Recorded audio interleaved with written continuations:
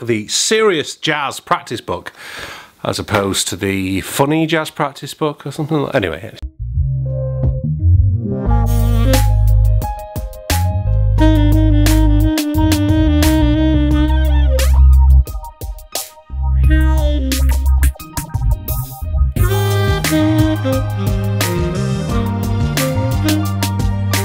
Hi, welcome to today's vlog.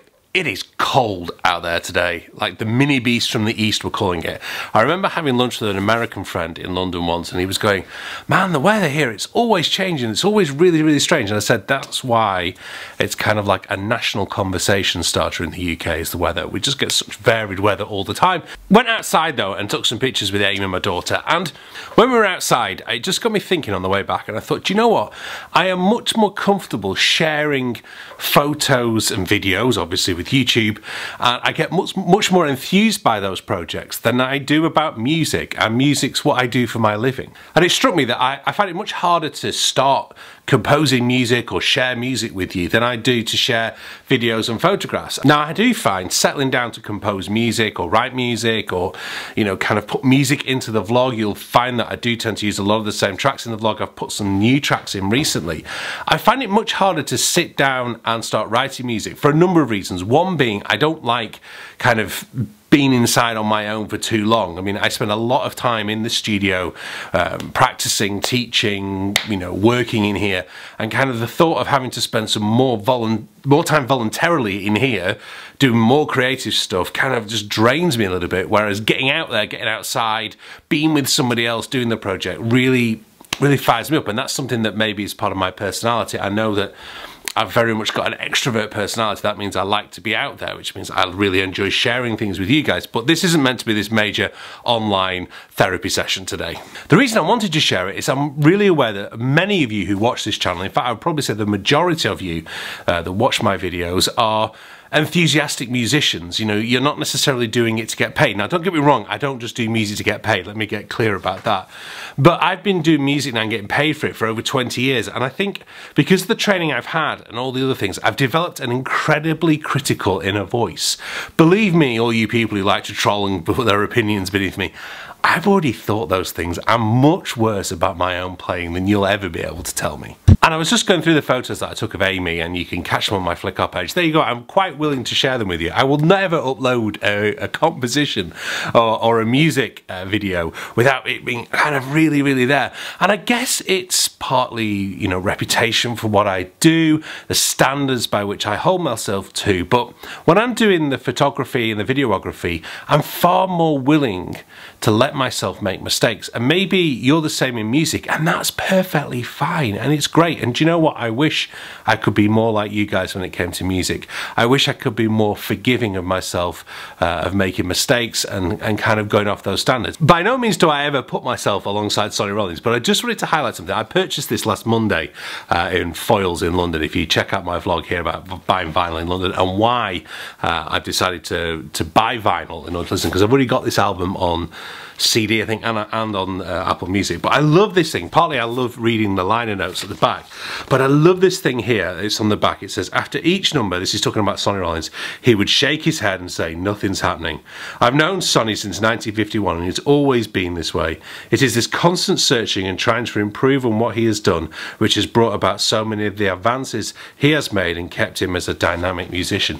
You know, I remember reading an interview with Sonny about 5 years ago, and the guy going, why do you still practice? And Sonny's like, why do I still practice? I think sometimes with music, me personally, I become so critical of what I'm doing that I'm very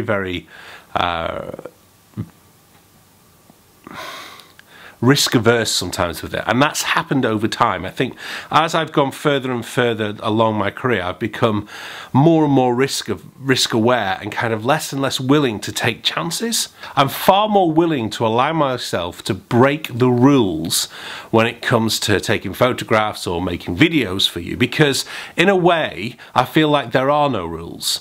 I feel like everyone can open up. Whereas with music, I am so aware of rules, and perhaps I need to spend a bit of time. I'm got basically a month off gigs at the moment, partly to help with the finger, partly just the way my diary's fallen. But April, May, June, July is looking incredibly busy, and that kind of hems me in.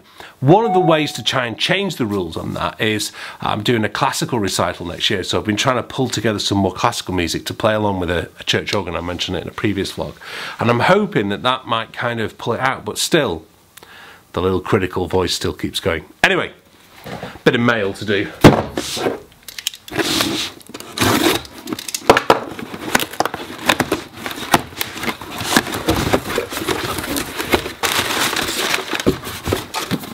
Brother's birthday presents. Not what I was looking for me. Oh well. I'll get those wrapped later.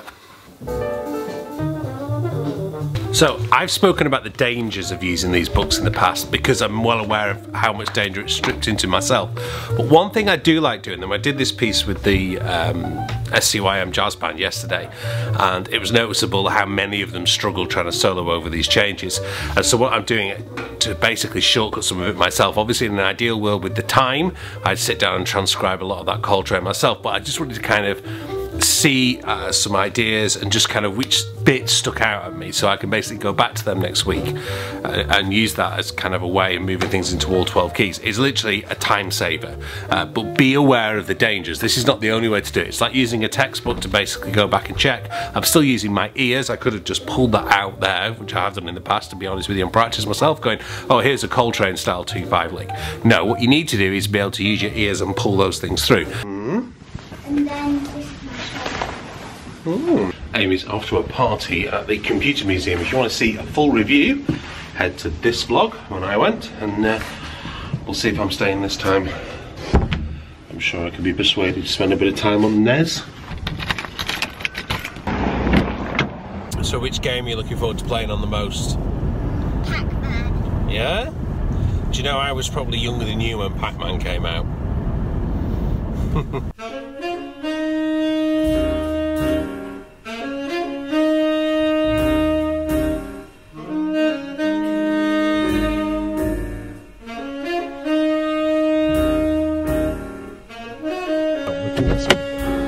How are you doing? I thank you. Okay.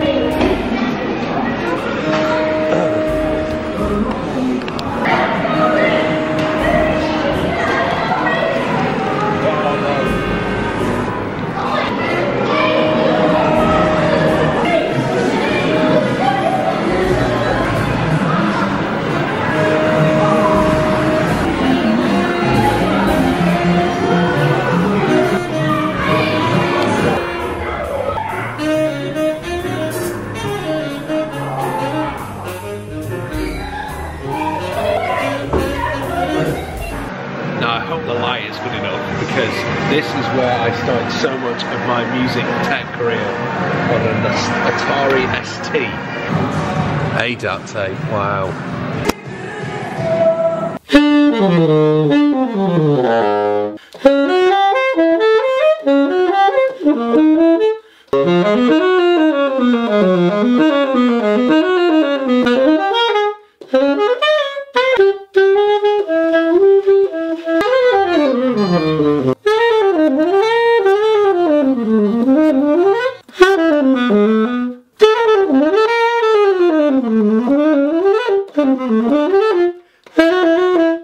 So just finishing off with some exercises from this excellent book, the Serious Jazz Practice Book, as opposed to the Funny Jazz Practice Book or something like that. Anyway, it's a good title. There's lots of good exercise in there.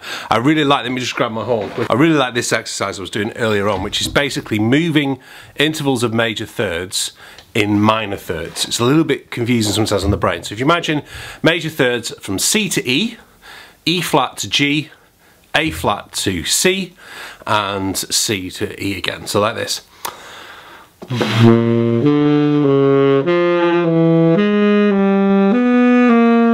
Because then you get this half step that resolves down each time. It's a really, really nice exercise to run around and then take it to a different key. and just really gets you thinking. You could also do it in fourths, one of the things I was doing, just a combination of major thirds and fourths. Now it's really easy to read it. It's a total different kettle of fish when it comes to actually doing it by ear or just learning how to do it. Anyway, that's enough for today. Whatever you do, do it with a smile on your face. And I just want to finish with something I heard Chris Potter say. Just remember, it's not heart surgery. Nobody dies if you get it wrong. And so we should enjoy it, and it's called playing music. So that's what I'm going to try and live out a little bit more, and hopefully you guys will hear some more new music if I'm willing to take that step and push it out there. Anyway, let me know what you guys think and how you guys find these things. Maybe you have, like I said, the experience that I have with photography and things like that. Anyway, thank you very much for watching today's vlog. Make sure you check out my last vlog episode here, and this is what I was up to this time last year. I will see you later in the week, and I look forward to seeing you then. Thank you very much for watching. See you soon. Bye bye.